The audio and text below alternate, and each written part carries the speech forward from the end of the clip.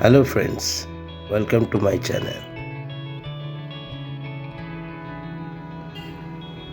আজকের আমার ডেস্টিনেশন ত্র্যম্বকেশ্বর জ্যোতির্লিঙ্গ মন্দির, যেটি নাসিকে অবস্থিত আছে।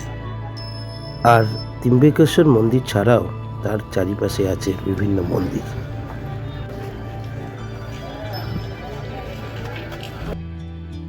সব থেকে প্রথমে আমি ভিজিট করব গঙ্গা গোদাবরী টেম্পল, যেখানে একটি প্রসিদ্ধ কুণ্ড আছে,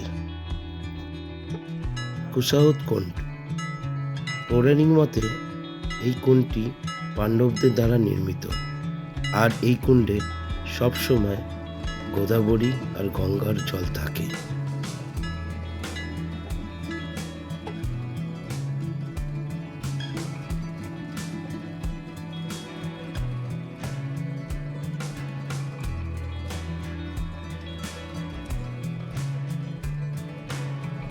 শ্রী রামচন্দ্র বনবাসে থাকাকালীন এই ফলগুলো খেতেন। সব থেকে প্রিয় ফল এই রাম ফল নামে বিখ্যাত।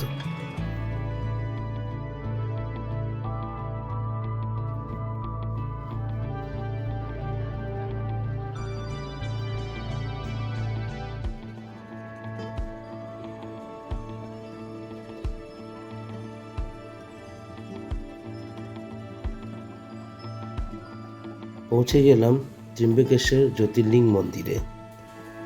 মন্দিরের ভিতরে যে লিঙ্গটি আছে, সেই লিঙ্গটি ত্রিদেব ভগবানদের, যার মধ্যে ভগবান বিষ্ণু, ভগবান ব্রহ্মা আর ভগবান শিবের প্রতিমূর্তি যুক্ত তিনটি মুখের আকার রয়েছে। এটি একটি অন্যতম জ্যোতির্লিঙ্গ, যেটি ভগবান শিবের 12টি জ্যোতির্লিঙ্গের মধ্যে অন্যতম একটি।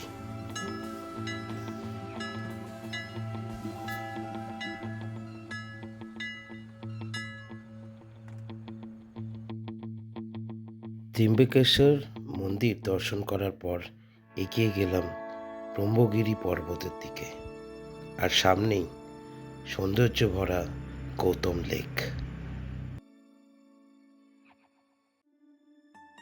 জ্যোতির্লিঙ্গ দর্শন করার পর এবার পালা একটু মধ্যাহ্ন ভোজের। তো সামনেই একটি ভেজ রেস্টুরেন্টে আমি লাঞ্চটা সেরে নিলাম। তারপরেই এগোতে থাকলাম আমার নেক্সট ডেস্টিনেশন তপোবনের দিকে।